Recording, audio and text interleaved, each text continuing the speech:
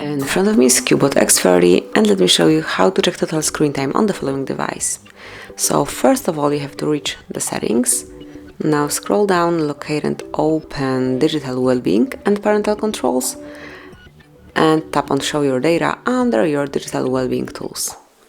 And as you can see right in front of you, you've got the stats, so you can take a look and see that, for example, today this device was in use for 54 minutes, but if you would like to enter some further details, just tap on it again, and here you've got detailed info regarding each app. So for example,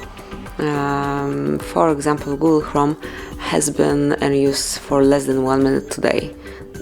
And this is it. This is how you can check it. Obviously you can go back in time, and Skype been in use for 22 minutes 2 days ago on Monday. So this is it. This is how you can check it. Thank you for watching. Please subscribe our channel and leave the thumbs up.